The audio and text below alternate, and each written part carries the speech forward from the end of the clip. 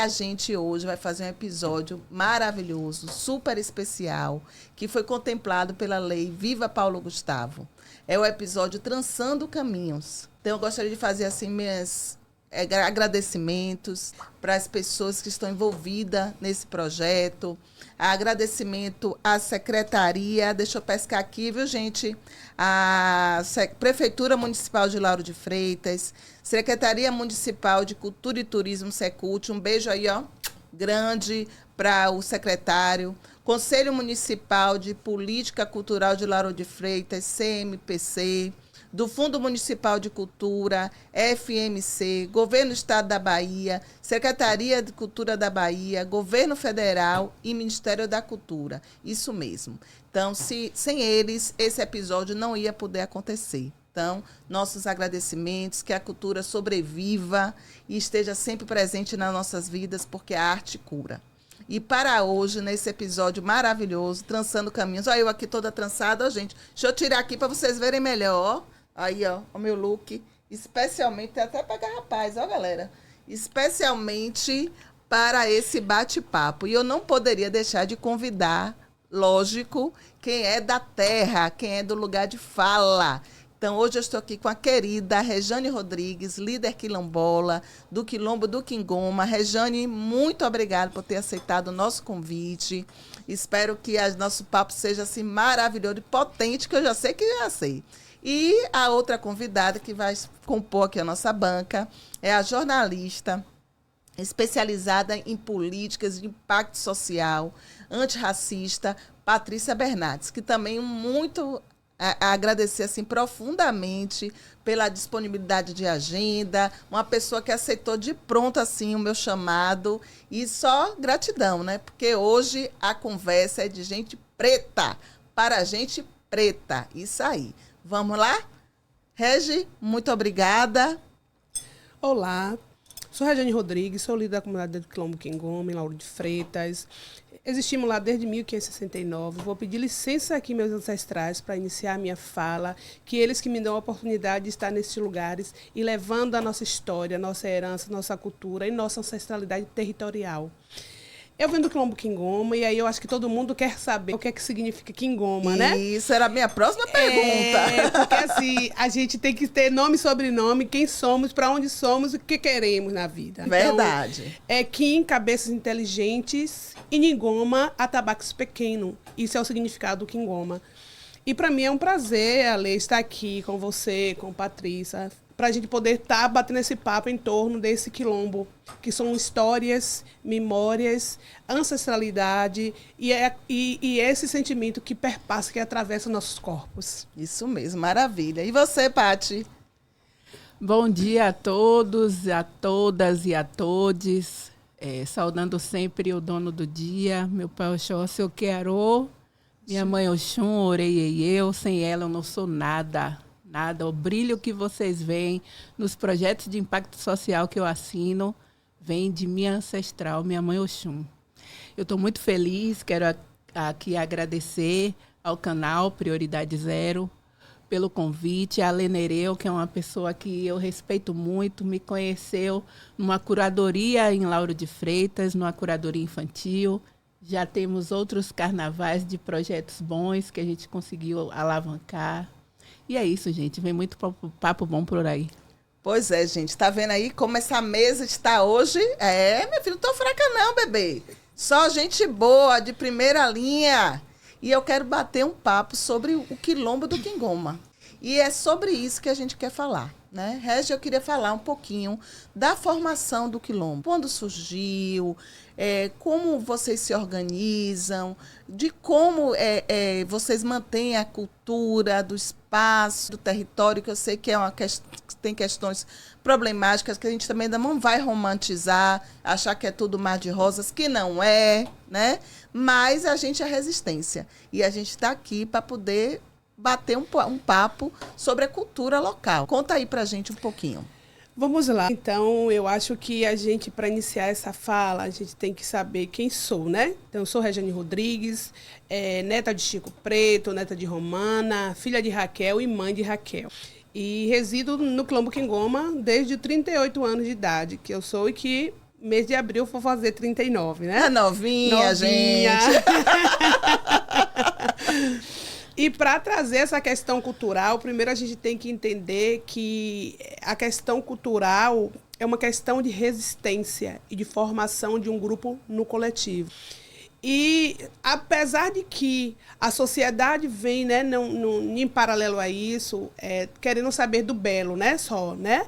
E o belo é muito fácil a gente trazer o belo, mas através do belo a gente tem uma resistência, uma vivência, são corpos, são direitos, né, violentados, e que hoje eu estou aqui para falar de tudo, né? Então, iniciando essa cultura, nós temos a cultura da oralidade, que nossos mais velhos, né? Então, eu acho que o berço essa perspectiva de entender o eu, de entender essa herança ancestral, essa carga ancestral que nossos corpos são atravessados, primeiro nos pés dos mais velhos, né? Então, eu acho que essa questão toda da gente estar aqui entendendo os mais velhos que nos dá essa permissão, né? É verdade. E como você disse, né, Rejane, como a gente tem essa cultura da oralidade, muitas vezes se perde.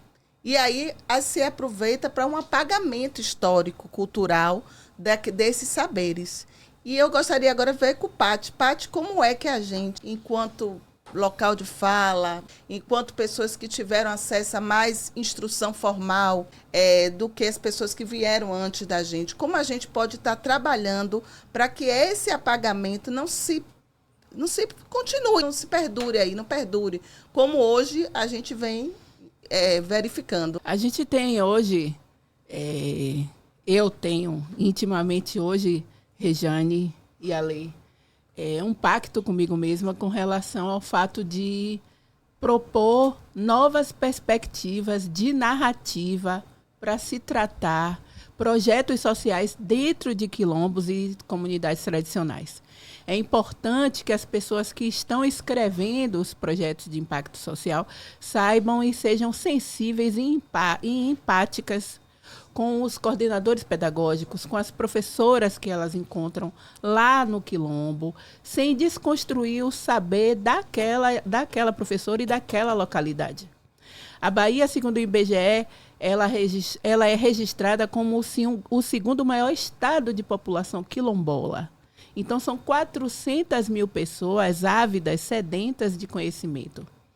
Não é um tiro no escuro. Mesmo que a LDB preveja que todo o material didático seja fornecido pela gestão federal, municipal, estadual, e mesmo que a BNCC, a Base Nacional Comum Curricular, deixe claro em suas competências e habilidades que o eu, o outro e o nós é relevante e é importante na construção da narrativa da criança e do adolescente, para além da comunidade que ela pertence, é importante enfatizar que, sem desconstruir esse estereótipo de que a população quilombola não sabe nada e quem abençoa é o projeto que chega, a gente não vai avançar. Eu vejo aqui a fala de Rejane dizendo de onde ela foi parida, qual o DNA intelectual dela, e dizendo de onde ela vem, trazendo toda a ancestralidade na sua oralidade, da semântica, da semiótica, do significado da palavra quingoma. Isso tem que ser levado em consideração. Não é só montar um projeto de impacto social com ônibus escolares sendo cedidos pela gestão federal, municipal e estadual, levando para o quilombo as equipes do projeto, sem levar em consideração o que o quilombo já possui. Qual a fala desse quilombo? Qual a história desse quilombo? Muitos dos coordenadores pedagógicos precisam ser sensibilizados para que esse quingoma, de fato, seja a ancestralidade e a oralidade perpetuada. Porque nós não precisamos aqui falar de forma de clichê que já somos apagadas, silenciadas, canceladas, que é a palavra do momento, diariamente. Somos pessoas pretas. Eu preta enquanto candomblé, Rejane preta enquanto quilombola e de axé, Ale enquanto mulher preta com passabilidade do colorismo, mas que luta por uma educação. Então, são coisas que precisam ser levadas em consideração. A minha bandeira sempre foi essa. A gente pode, sim, transformar a educação e pode sim reduzir o número de presídios. Às vezes uma criança já está em presídio mental, porque ela não teve acesso à sua própria oralidade. O que é passado sabiamente dos avós para os pais e dos pais para os filhos é considerado pela BNCC, só precisa ser implantado. Não é você escrever uma literatura retratando um quilombo de acordo com a ludicidade, porque os quilombolas não são lendas, eles existem e eles estão aí. São 400 mil pessoas na Bahia, minha gente. É verdade, é muita gente. E outra coisa, Patrícia trouxe uma questão importantíssima. O saber, ele não pode estar só institucionalizado, né? Ele está em todos os locais. Todos os locais de grupo, de troca, a gente aprende com o outro e para o outro. Não é isso, Rejane? E essa troca, essa vivência é passada diariamente lá na sua comunidade, não é isso? Fala um pouquinho aí. Na realidade, como eu falei anteriormente na minha fala, né, essa questão de passar esse conhecimento na oralidade, a gente tem que ir buscar que na história, culturalmente falando, o nosso povo preto, ele não tem a habilidade de registro, né, preto no branco, vou falar que nem meu avô falava. E nem de trazer essa questão da fotografia, de provar. Então, a palavra vale mais. Então, minha bisa, meu biso, passou para meus avós e meus avós passaram para minha mãe e hoje minha mãe perpetua comigo e eu perpetuo com minha filha. Então, eu sou 8ª geração. Então, quando a gente vai para um ambiente escolar, ou seja de nível superior, médio, a gente já vai com conhecimentos. E lá, eu costumo falar que lá só vai sistematizar esse conhecimento, para a gente obter o canudo, que é o preto no branco, para poder ter um lugar de fala na sociedade. Mas muito antes disso, vem a questão do conhecimento, do ser. Né? Então, assim, ninguém fala de nós sem nós. Então, Quilombo Quingoma fala por si só. Seja ele na esfera estadual, municipal ou federal, o Quingoma tem que ser visto. As memórias que são apagadas, não são apagadas conosco, porque nós perpetuamos até hoje. Então, a cultura local, o saber das ervas, das folhas, pedir licença para arrancar uma folha, uma erva para fazer um chá. Passadas 5 horas, a gente não pode mais arrancar. Então, isso é conhecimento. E conhecimento a gente não encontra só no científico. Então, por exemplo, eu lembro como meu avô fazia quando meus primos tinham algum problema no braço, na perna. Ele tirava a talisca do coqueiro e enrolava e imobilizava, que não existia nem gesso. Então, isso é um conhecimento. Sim. É um conhecimento do nosso povo. Minha avó, quando a criança estava com a barriga inchada, simplesmente ela pegava aquele resíduo do cachimbo, fazia as cruzes na barriga e a barriga parava de inchar. Onde é que vem essa sabedoria? Onde é que vem esse conhecimento? Então, assim, o que é que o mundo tem que saber? Que nós, os povos quilombolas, tradicionais, seja ele Fundo Fecho de Paz, seja ele marisqueira, quilombola extrativista, que nós já temos nosso conhecimento. Não é que a gente vai negar o conhecimento que está imposto pela sociedade, mas a gente tem que fazer uma junção para que isso, de fato, reverbere nessa criança, reverbere nesse adulto, de entender que precisa ser respeitado sua cultura, de entender que ele precisa galgar, ficar paro a paro para disputar os empregos, os cargos políticos, para disputar tudo, porque na realidade, e não fazendo o apagamento da sua história, porque quando eu tiro a minha identidade, que sou Rejane Pereira Rodrigues, eu deixo de existir para o mundo e para mim mesma. Mas quando eu digo, eu sou Rejane Pereira Rodrigues, mulher preta, quilombola, sou de axé, estou viva por conta dos meus ancestrais que me regem, que me trazem até hoje, ninguém vai dizer ao contrário. Então, a gente tem que ter uma identidade que a gente possa ir a qualquer lugar que seja. Eu vou ser essa mulher que vos fala. Isso mesmo. Eita, a gente chega e me arrepiei, viu? Eita, bateu no coração aí. Gente, mas isso é verdade. Olha, quando eu resolvi fazer esse podcast, né, especial Trançando Caminhos, eu fui hipnotizada por uma lenda, que eu não sabia se era lenda, se era verdade, se era fato. Eu fiquei aquilo, eu digo, gente, como é que formou esse quilombo? De onde surgiram essas pessoas? Né? Eu sou moradora de Lauro de Freitas há mais de 10 anos. E há pouco mais de 5 anos eu soube que existia um quilombo, porque até então eu não sabia. Não vou mentir, não sabia. Aí aquilo me desperta. Eu digo, não, peraí, como é que surge esse quilombo? Como é que as pessoas não sabem? Onde é que fica esse quilombo? E ninguém sabia direito. Não, fica ali, fica não sei aonde, no Quingoma. Cada um dizia uma coisa. Como eu sou curiosa, né? Eu digo, peraí que eu vou futucar e até achar. E aí, encontrei, né?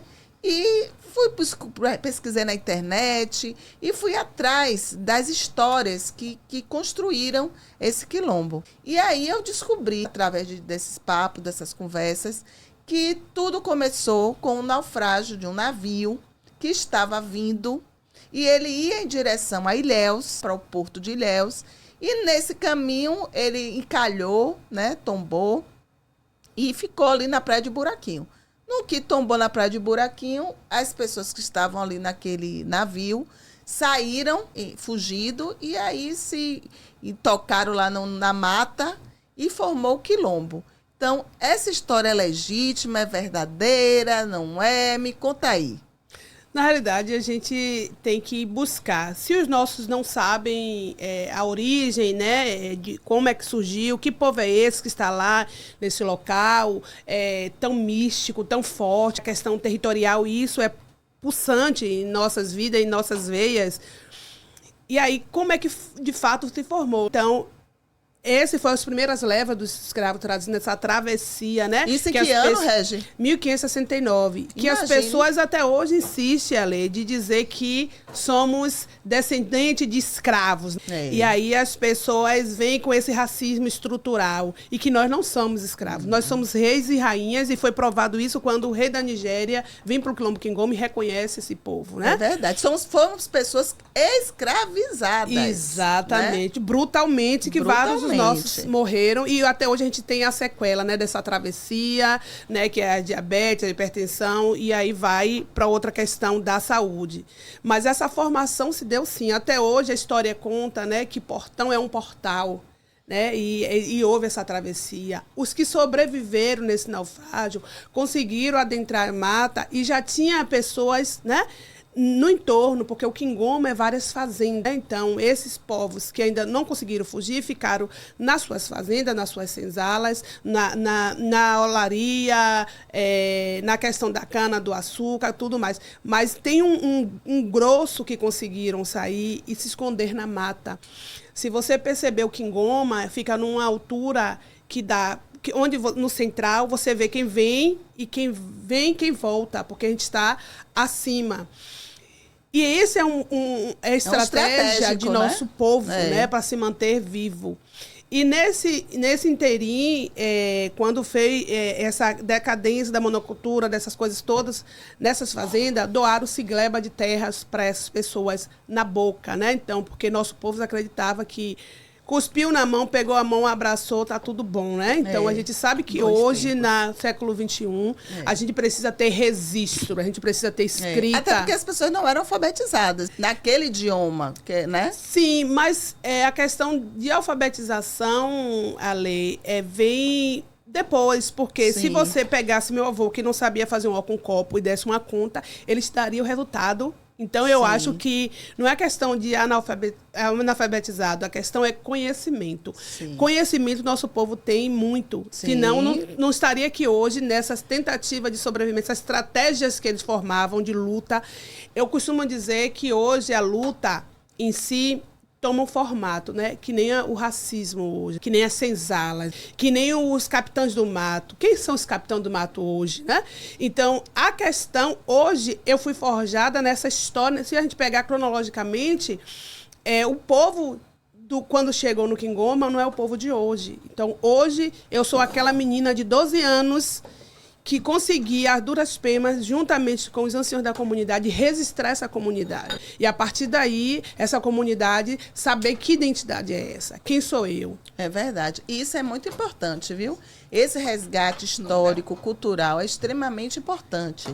E como eu estava dizendo, né, a questão das tranças. A trança, gente, é um símbolo extremamente forte, Patrícia, de ancestralidade, de formação. Por exemplo, essa trança mesmo aqui, gente, que eu estou usando, ó, tá vendo? As pessoas, quando estavam fugindo das senzalas, colocavam semente de feijão, de milho, dentro das tranças, para quando chegassem no quilombo, pudessem plantar, porque as pessoas iam comer, né? Ia comer o quê sem semente? Então, colocava no meio das tranças as sementes para poder chegar no local serem plantadas. A diversidade de modelos de trança tem também a parte estética, lógico, de cultura, mas também tem uma parte estratégica, que é formar os caminhos. Como eu chego em tal quilombo, onde eu encontro as pessoas, de que lado eu viro, à direita, à esquerda, eu subo ladeira, eu desço ladeira. Então, isso era desenhado nas tranças e nas cabeças das pessoas. Porque as pessoas que são de descendência africana, a cabeça, o ori, ela tem uma representatividade grande, gente. Né? Então, isso tudo vem junto. Olha, eu estou falando aqui me arrepiando, viu? Misericórdia.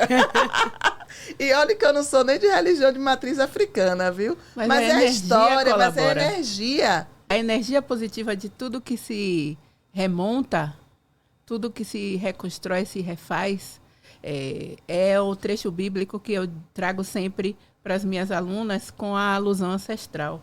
Do pó viemos, ao pó retornaremos.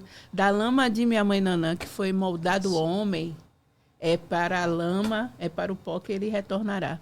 Eu, trazendo esse nível de alfabetização e letramento, como os mapas feitos na cabeça, sem precisar saber ler e escrever, a gente precisa desconstruir esse formato colonial do que é ser alfabetizado. Porque se eu parar qualquer criança na rua hoje, aqui em Salvador, no interior do estado, a gente vai escutar dessa criança: minha avó contava histórias para mim. Eu era pequena, mas eu me lembro das histórias que minha avó contava para mim. E essa criança, ela não necessariamente sabia ler e escrever. Então, a oralidade é um processo de alfabetização. O carvão chegou muito depois para o nosso povo preto, para que ele tivesse acesso ao lápis.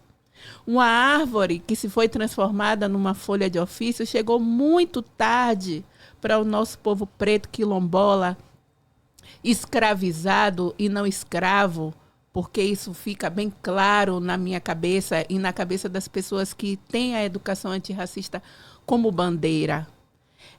Nós fomos atravessados para um país que não foi descoberto, foi estuprado para ser colonizado. Perfeito. Nós fomos colocados como amas de leite, transformadas em trabalhadoras domésticas, vindas do interior do estado ainda na infância. E supostamente colocadas como pessoas da família. Então, quando a gente adentra um quilombo, é a nossa primeira conversa, quando a gente adentra um quilombo, a gente tem que respeitar a forma como os mais velhos vão nos receber e não chegar com um caminhão dizendo a eles que aqueles livros e aqueles cadernos vão ser pautados para um novo transformar. Aquele quilombo é transformação a cada amanhecer, porque a partir do momento que uma criança adentra uma escola, ela sabe que para os pais ter dignidade financeira não é uma questão de dignidade cultural, é uma questão de dignidade financeira apenas, porque ela já é construída num arquétipo, já é construída numa atmosfera extremamente pacífica, porque não é o luxo que dita as regras de um quilombo. É o de fato o termo da semântica aquilombamento. O que de fato representa o aquilombamento, a construção do conhecimento. Então, quando a gente tem esse entendimento de que a oralidade faz parte da alfabetização, a gente sai dessa palavra alfabetização colonial arcaica e entra no letramento racial. O que você entende enquanto alfabetizar? Enquanto ensinar as letras para gerar independência para aquela criança. Para que ela reproduza, não que Maria Filipa foi uma lenda apenas com galhos de cansanção. Que ela reproduza que não apenas Dandara conseguiu ser precursora e pioneira no que ela fez para libertar outras mulheres escravas. quilombolas, para que ela tenha entendimento que o poder ela já exerce, porque ela nasceu de uma terra forte. Uma terra que foi atravessada de várias lendas do imaginário do cancioneiro, tanto de Lauro de Freitas como de outros municípios daqui. A gente vê o Palmares, que teve sua matriarca assassinada, não pelo fato dela ser podre de rica, mas pela questão da regulamentação fundiária. Então, são aspectos muito sensíveis que hoje eu celebro aqui com vocês, o fato de estarmos vivas falando sobre isso. É verdade. E a importância das escolas quando fizeram os seus projetos pedagógicos, né? As coordenadoras. Gente, essa história que eu estou trazendo aqui, né? Do navio que foi encalhado, das tranças que serviam para colocar as sementes, como mapa, desenho de mapa territorial. Isso é verdade, não é lenda, isso realmente existiu. Vamos atrás de quem realmente construiu essas histórias e vamos construir projetos pedagógicos que sejam baseados na historicidade. A gente tem que parar de ficar inventando historinha para boi dormir e contar realmente como foi a história. Existem pessoas anciãs lá no Quilombo, não é isso, Rejane? Sim, sim. Que estão aí vivas, né? Que a história é viva. Vamos aproveitar enquanto essas pessoas estão aqui entre nós e disseminar, isso, orientar, educar, porque só através da educação a gente vai conseguir transformar as pessoas. O povo preto não pode ser modismo, não pode ser oi, oi, oi, ai, ai de carnaval, não. Chega disso. Todo mundo gosta, mas não é só isso, somos muito mais, muito além. Não é isso, Também Rejane? ler e não folclorizar, né? Isso. A questão do folclore não ficou para as comunidades tradicionais, porque a nossa vivência não é o filme Bacurau, né? Eu acho que, para além de Bacurau, o filme exposto nessas vivências, nessas violências, nós somos reais, são pessoas reais que são atravessadas por várias violentações. Eu costumo de ver nessa seara de educação é que nós, enquanto educadores sociais, educadores quilombola, nós devemos agir com nossas crianças como o bicho da goiaba, né? Então, eu aprendi com uma anciã de outra comunidade que a gente tem que fazer com que nossas crianças sejam o bicho da goiaba, porque o bicho da goiaba, ele não fura de fora para dentro, ele fura de dentro para fora. Então, quando a gente vai nesse aprendizagem, e aí simbolicamente a gente fala que hoje os mais velhos, as pessoas que estão em casa, que não veio com esse, vamos dizer, desse conhecimento de berço, né? Que se dá, eu tenho tudo, sei tudo, que o racismo não existe, a coisa não existe, não é por aí. Quando eu vejo os meninos pequenos, que aí eu faço, né, roda com eles, e que eles chegam em casa e falam, olha, minha mãe, hoje eu descobri que ser quilombola é isso, que ser quilombola é aquilo, e a gente começa a perceber que o objetivo maior é a gente fazer que aqueles pequenos entendam qual é a sua identidade. Verdade. Que através desses pequenos e os anciões da comunidade, que eles vão parar, ficar sentadinhos aos pés deles, e eles escutando o que os mais velhos estão dizendo, ele vai chegar para os pais dentro de casa e vai reproduzir. E essa reprodução não vai fazer aquela reflexão, eu, enquanto líder quilombola, faço oficina disso e os mais velhos vão escutar. Não, eles vão ter que escutar seus netos, seus sobrinhos, seus filhos. E é eles que estão reproduzindo a importância de reconhecer enquanto quilombola, que é essa história de resistência. E que essa história não pode ser dita e nem compartilhada quem não é quilombola do Quilombo Quingoma. Porque só o Quilombo Quingoma, por si só, vai falar da sua história. E que, na realidade, você pode ir quatro cantos do mundo, você não vai saber a verdadeira história do Quilombo Quingoma, a não ser contada pelas essas pessoas através de paradidáticos, porque a importância, qual é a importância mesmo que a Secretaria de Educação, seja estadual, seja municipal, vai dar a história de um povo que foi minimamente esquecido, vulnerabilizado por tantas vezes. Como é isso? Quem é que vai contar essa história? Historiador que nunca pisou os pés no Quingoma? Né? Como é que uma menina de 9 anos vai para a escola alfabetizada por uma mãe que nem teve estudo? É verdade. De fato. Então, essas questões que a gente tem que provocar nas pessoas. E, minimamente, quando a gente não tem pessoas para ocupar as escolas que estão nesses territórios, a gente tem que procurar pessoas que têm uma habilidade que reconheça a história. Que ela não vai contar a história, mas ela vai procurar um meio, um planejamento, uma didática, uma metodologia que vá trazer essas pessoas para dentro da escola para contar. Por mais que Dona Iraci, seu Fernando, Detinha, Ban, Raquel, não cursou a escola, mas eles estão aptos a estar na escola, perpetuando a sua história que aprendeu com seus pais. Isso aí. E dentro desse cenário de projeto de impacto social, a gente vem levantando e capitaneando profissionais que de fato entendam o que é uma realidade de quilombo. Tanto na retratação dos livros, os designs gráficos, tanto com relação ao cuidado com a narrativa, para que não se perca. Porque na ansiedade, aqui eu deixo claro para vocês, na ansiedade de dizer, eu vou escrever um livro sobre uma criança quilombola. A literatura infanto-juvenil, ela perpassa por uma atmosfera bem perversa do que o que é preto é mal retratado, é uma mancha, é um borrão dado à mão a outro. E a estética? E a roupa? E a forma de escrita? Então, a gente já tem ilustradores incríveis, designers gráficos, redatoras, editoras que estão respeitando essa transcrição, que eu não digo mais elaboração. É uma transcrição da oralidade com todo o respeito que aquele local permite, tem que ter. E até, Patrícia, a questão da resistência linguística, né? Então, nossos mais velhos nunca vai dizer quintal, ele vai dizer quintar, né?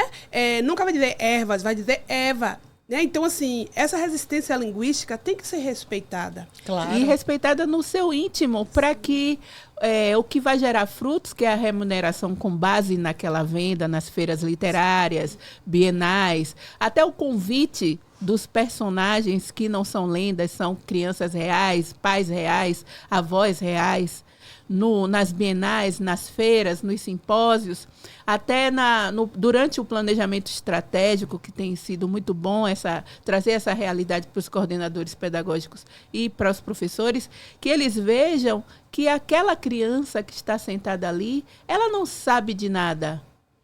Como muitas falas autistas, capacitistas que eu tenho escutado, de que uma criança com síndrome de Down, uma criança autista e uma criança de quilombo é tudo a mesma coisa.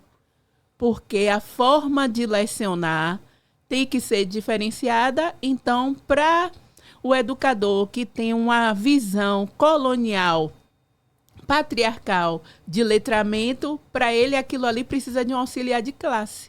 E não, o que de fato precisa é o investimento na formação acadêmica desses educadores. Eu até fico emocionada, minha voz embarga, porque assim, o meu chamado dentro dos projetos de impacto social para a população vulnerável e a educação antirracista é justamente esse. Não adianta você convidar os ícones da literatura do Brasil. Você tem que chamar o que a gente já tem, que a gente é muito rico. Nós temos exemplos aí de que Conceição Evaristo, depois de 70 anos, é que foi reconhecida pela Academia Brasileira de Minas Gerais. Você vê aí Cora Coralina, uma doceira. Você vê Carolina Maria de Jesus, depois de morta, ganha várias exposições e releituras. Então, assim, é um projeto de resistência para a existência da nossa história. Não é nada feito na ludicidade. Nós existimos e resistimos. Mas essa criança quilombola, ela tem que ser retratada nos livros com a narrativa que pertence a ela. Precisa a promoção de rodas de conversa dentro de Lauro de Freitas. Eu costumo dizer que Portão foi a melhor coisa que me aconteceu numa visita técnica. Porque, assim, o que eu queria saber de Lauro de Freitas, eu conheci em Portão. Porque não é uma selva de pedra. Existe vida. Existe vida em Lauro de Freitas, para além das bolhas criadas. Entendeu? Olha, Paty, você trazendo essa questão de Portão, né, que te marcou. Portão a nossa ligação é muito grande, né? Então, os filhos de Quingoma estão em Portão.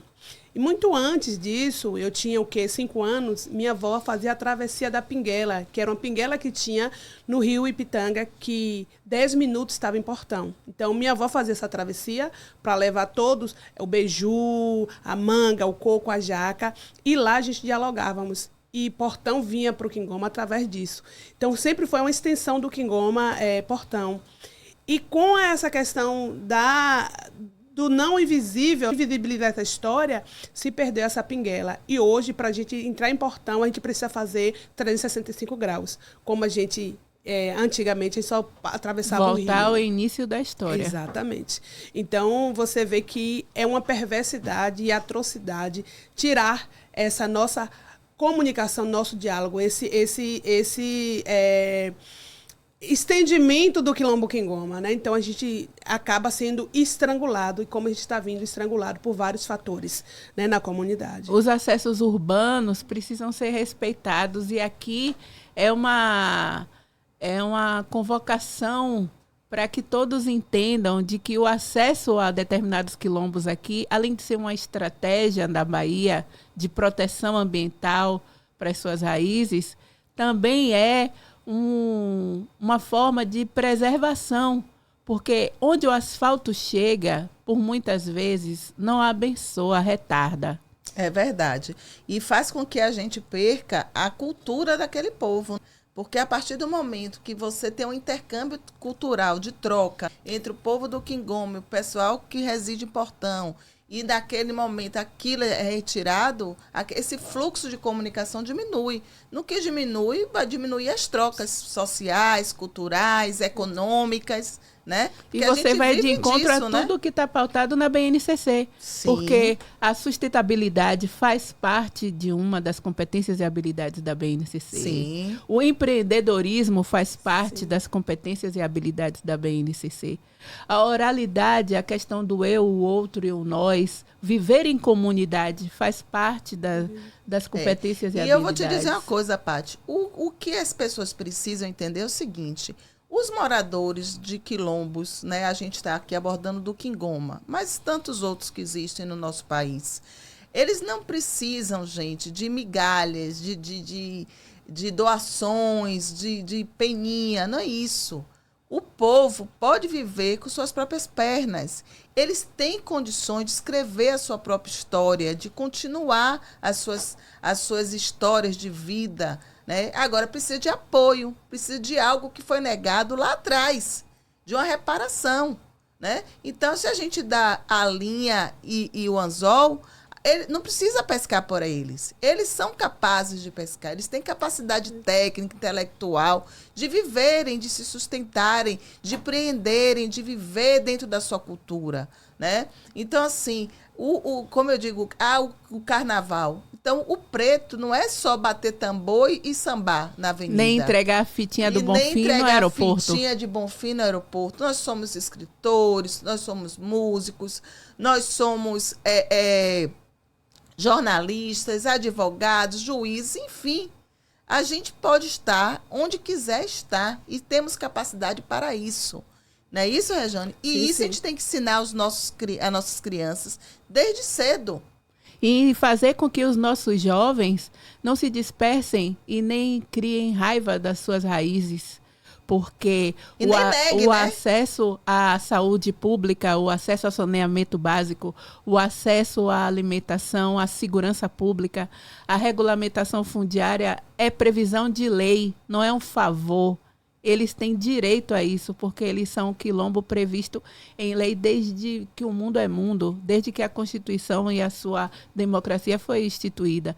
Então, fazer com que esse jovem chegue na faculdade, chegue no seu doutorado, entendendo de que ele é descendente quilombola e que ele não precisa ter raiva, nem tristeza, nem constrangimento em dizer isso, não deixar a avalanche do patriarcado colonial dizer a ele que não é bem assim, ele não é tão preto assim, ele é moreninho, ele crê em Deus, mas o Deus dele é diferente. Não fazer ele se destruir, porque a gente traz essa noção de que porque ainda 10 milhões de jovens ainda estão fora das escolas. Então, assim, são coisas que dentro do projeto de impacto social, em especial no Quilombo, a gente tem que refletir. Porque o nosso diálogo hoje é de pura reflexão. A gente não tem a caneta de decisão de nada. Mas são falas que vão ser perpetuadas através de uma ferramenta digital de fácil acesso. Você vê que as crianças hoje já nascem com o dedinho no celular. Elas já têm consciência do que elas querem. E que dirá esses jovens, a gente não está apático, estagnado. Nós sabemos o que nós queremos. Nós só precisamos de estrutura para isso. Dentro de um quilombo, você vê que a maioria deles não sentem falta nem de shopping. Porque a vizinha sabe fazer uma roupa de fuxico linda, sabe costurar uma bainha como ninguém. Então, assim, são coisas muito supérfluas, é uma linha tênue entre o básico e o supérfluo que as pessoas impõem, achando que uma mulher de quilombo não sabe se vestir. Olhe para a Regina, minha gente, dando na minha cara aqui. Tá linda com esse pra turbante, Rejane, meu Deus. correção. Toca aí nessa mulher linda. Então, assim, são coisas muito perversas ali, que eu fico sempre em reflexão. E eu sempre, a cada fala de vocês duas, eu fico me reconstruindo, me munindo desse combustível da esperança, de que ainda existem pessoas que respeitam o seu chamado profissional, porque é um chamado profissional. Nós podíamos estar nas nossas casas, cuidando de nossas famílias, quietas, mas a gente dispõe o tempo para falar a respeito do futuro, porque nada acontece sem educação. Sim. E em se tratando de Brasil, nada acontece sem uma educação antirracista. É verdade, é verdade. E é importante dizer, eu gosto muito de puxar essa temática, porque, assim, para os céticos, né? Agora é para os céticos, que diz, não, isso é coisa que inventaram agora, que não sei o quê. Não, existe um estudo antropológico. Essa história, não tô trazendo aqui porque é modinha, não, gente. Existe um estudo antropológico de todo o território do Quingoma. Esse material está disponível nos órgãos competentes, entendeu? Para qualquer um ver. Então, não é, aquele povo juntou ali e disse que é Quingoma agora. Não, não é bem assim, não. Isso é coisa antiga. E a gente precisa respeitar a luta dessas pessoas. A família de Rejane está lá há 8 gerações. 8 gerações, gente, pense aí, quantos anos não são? É muito tempo. Então, a gente precisa respeitar quem vem antes, porque um dia a gente também vai. A gente não vai ficar para a semente aqui, não. A gente vai embora, vai seguir nossa caminhada. E quem vier depois, as pessoas precisam saber das suas lutas, das suas conquistas e para onde precisa ir. Porque a gente está aqui para avançar, para evoluir, como ser humano, como cidadão, como gente preta. Não é isso, Rejane? Ouvindo Patrícia falar, e minha mãe foi para as cozinhas dos brancos, né, com 8 anos de idade. E minha mãe me teve, então eu sou filha dela e tenho 3 irmãos homens e só tenho eu de mulher. E todo mundo que passava, que tinha suas casas de veraneio no Quilombo Quingoma, solicitava a ela que eu fosse ser babá dos seus filhos. Que eu fosse para o Rio, para São Paulo, que eles iam me dar o estudo. E minha mãe sempre falava, minha filha, não dou a ninguém. Eu arrasto a minha barriga no chão, mas eu vou criar minha filha. Minha filha precisa entender que ela precisa defender a sua história, o seu povo, né? E hoje eu tenho... E eu fico emocionada porque eu vim desse lugar e que minha mãe, ela por mais que não tenha o conhecimento científico, que não estudou, que ela poderia muito bem me deixar na casa dela e não me deixar ir para a escola, mas minha mãe, a duras penas, me permitiu que eu fosse para a escola. O conhecimento que eu já tinha de meus avós, meus bisas, colocasse, sistematizasse. E hoje, além de educadora quilombola, eu sou pedagoga de formação. E é isso, é acreditar que nós somos possíveis, né? Então, eu saía da minha casa, do meu trabalho, chegava em casa às 11 horas da noite andando, do centro de Lauro para o Quingoma. Mas isso não foi impedimento de eu entender que, por mais que minha mãe não teve, eu não poderia ter. E que hoje, tudo que eu sou, eu agradeço a minha mãe e todos os meus ancestrais. Eu sou de Xangô Cunhançã e não poderia ser diferente. A luta que eu travo, a vivência que eu vivo. Agora é minha vez, tô e se eu estou viva com essa luta, hoje é por conta desses ancestrais que me guardam, que me regem e que sempre regeram os meus. E que hoje eu sou só uma parte de um todo que existe, que automaticamente a minha filha está sendo preparada também para ela fazer a mesma coisa. Então, amém. Eu devo tudo às Axé, mulheres, né? As mulheres da minha vida, que me perpassa. É isso aí. Gente, isso é cultura, isso é história, isso é vida. E isso não pode ser apagado, isso tem que ser contado, isso tem que ser lutado. As pessoas não podem ter vergonha do local de onde você veio. Né? Eu vejo sempre assim as pessoas discriminar muito as religiões de matriz africana, a Umbanda, o Candomblé, que são as mais populares no Brasil. Existem outras, mas no Brasil as mais populares são essas. E aí o pessoal fala, mãe de santo, pai de santo, e eu sou curiosa, já disse. Fui pesquisar outro dia, por que negócio de mãe de santo, pai de santo? Aí eu fui ver o seguinte, que existe Alorixá, que seria a mãe de santo, Balorixá, que seria o pai de santo. Mas o porquê que chama mãe e pai? E aí eu fui lá futucar a história. Diz o seguinte, que quando as pessoas estavam nos quilombos, e as pessoas que ainda estavam nas fazendas, elas engravidavam, aquelas mães, quando chegava a hora de parir, pariam, pegava seu bebê e dava para as mulheres que já estavam no quilombo, para que aquelas crianças não viessem a ser escravas também.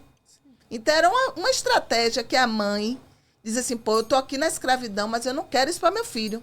Então, com toda a dor, quem é mãe sabe, né? Com toda a dor de você se separar de seu filho, ela paria, dava para a mãe que estava no quilombo. Então, aquela criança era criada pela mãe, a mãe de santo, a mãe de terreira, a mãe de quilombo. Não era sua mãe legítima, natural, mas era uma mãe que estava ali criando, adotando, dando ensinamento para que aquela criança também não viesse a sofrer as martírio da escravidão. Então, gente, isso é muito potente. Então, quando a mãe de Rejane tem essa atitude de dizer, não, eu não vou dar minha filha para ir para a cozinha de gente branca.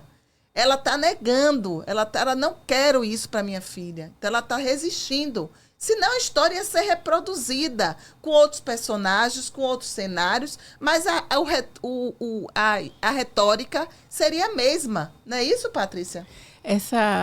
Eu abro aqui os meus respeitos e um parêntese, que o seu choro não é solitário. Ele não é um choro que não é ouvido.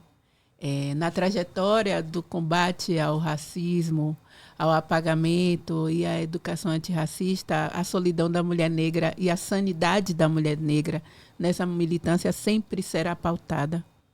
Eu digo sempre nas minhas rodas de conversa e nos seminários, que eu sou convidada, de que a gente precisa entender que os aspectos de silenciamento são os responsáveis pela ausência de sanidade nas nossas lutas. Então, quando a gente agradece aos nossos ancestrais, a gente agradece o fato da gente ter conseguido chegar até aqui. Eu fui criada com frases tóxicas de que estude que sua cona lhe ajuda e já basta que sua mãe fez uma barriga suja. Porque a minha família, que eu já os perdoei, porque para aquela época era o entendimento de progresso, era a cor da minha pele. A minha mãe, ela não foi acolhida pelo fato de ter escolhido um preto, meu pai, mesmo ele sendo funcionário da Petrobras na época. Eu sou do final de 77, final da ditadura. Sou uma mulher preta de 46 anos que muitas vezes também chorei sem plateia. Porque toda vez que uma mulher preta chora, a comunidade ancestral chora com ela. Então, assim, quando a gente tem entendimento de que a resistência da gente é permanecer enquanto mulher e ativa no que a gente quer, a gente tem entendimento também de que as pessoas elas não têm mais condições de serem alfabetizadas diariamente, que isso cansa. Cansa você sair na rua e uma pessoa olhar para você e falar assim, você é curadora literária? Ah, desculpe, eu não sabia. Por quê? Né? Olha, você é curadora literária, você tinha que estar aqui desde 7 horas da manhã carregando as cadeiras para o evento começar. Aí eu disse, eu não entendi, eu não fui contratada para carregar as cadeiras. Eu estar num núcleo de educação antirracista, num debate, e você querer citar apenas artistas do cenário nacional e internacional que sofrem racismo, e sua colega ali do lado está cheia de remédio controlado, porque ela adoeceu na militância e aí ela não é enxergada. Então, assim, o racismo faz isso. Tem uma frase que no Mulher com a Palavra eu escutei e mexeu muito comigo, numa peça de teatro. Essa frase eu trago para a minha vida toda. Quem você pensa que é e essa preta se acha? Você se acha, hein? Porque não é permitido a mulher preta ser intelectual. Não é permitido a mulher preta ela ter conhecimento. É permitido a mulher branca ou preta com passabilidade administrar o conhecimento. Mas a gente vive entre a linha tênue do conhecimento e da arrogância. Aí eu convoco sempre os meus ancestrais para colocar doçura nas minhas palavras, porque eu digo sempre, eu vivo no ritmo das palavras. Se você dá uma baixa, como um bom baianês, numa pessoa com um tom de voz, você não é respeitada. Mas eu digo sempre, com a mesma elegância que eu coloco a pessoa no lugar dela, é com a mesma elegância que eu abraço. Então, o choro da gente, dentro desse cenário de educação atual, ele tem que ser levado em conta. Porque uma educação antirracista, com educadores adoecidos, com a militância adoecida, com um cenário de contadores de história adoecidos, ela não prospera. Essa criança, ela senta na nossa frente procurando o olhar da esperança num amanhã. E por muitas vezes a gente maqueia essa esperança para que aquele fruto não seja morto, não deixe de vingar. Então, assim, eu sempre fiquei intrigada com esse nome Prioridade Zero, porque o que é prioridade? Né? O que é prioridade hoje? O que a gente está fazendo aqui, trouxe a Lê, tirou a Lê da zona de conforto dela para discutir coisas sérias no canal dela. Então, assim, se priorizar para conseguir semear. Porque sem esse acolhimento, a gente não consegue prosperar. É verdade. Gente, olha, se pudesse, ficava aqui até mais horas, viu? Porque assunto, conversa boa, o assunto rende. Mas o nosso tempo já está acabando, né? Eu queria aqui fazer... Que pena. Que peninha. Mas vamos marcar outras vezes, viu? Aqui foi só um esquenta, viu, gente? Vamos marcar outros encontros, né? E é importante, tudo começa, gente, pela educação. Tudo se transforma através da educação. Se hoje a gente sofre com racismo estrutural, é por conta da educação. Vamos conhecer a história, vamos conhecer essa gente, vamos saber de onde essas pessoas vieram, o que elas anseiam, para que a gente possa evoluir como cidadão, como sociedade. Nada de ódio, nada de briga, e sim amor. Eu sempre digo, o amor e o conhecimento são duas coisas que quanto mais a gente dá, mais a gente tem. Então, vamos distribuir. E nós que temos um pouquinho só mesmo, viu, gente? Mais de conhecimento, que tivemos a oportunidade de frequentar os bancos das universidades, temos obrigação.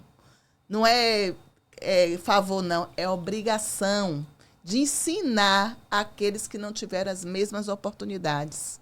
Se a gente for solidário intelectualmente, chegaremos a todos e vamos evoluir, que é isso que a gente precisa, tá bom? Rejane, quer dar um alô, última palavrinha? Na realidade, eu venho, né, com uma questão crucial, que é nós por nós, né?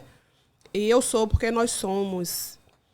E que titulação já, né? Titulação do Quilombo Quingoma, reconhecimento do povo, reconhecimento do território ancestral, que a gente possa ter um território respeitoso para a gente, para a nossa comunidade, que a gente possa perpetuar nossa história, alavancar toda essa subsistência sustentável, que a gente possa ter o nosso canto de fato, que é nosso território. Eu costumo dizer que a nossa casa é para passar sol, chuva e sereno, que a nossa verdadeira casa é nosso território.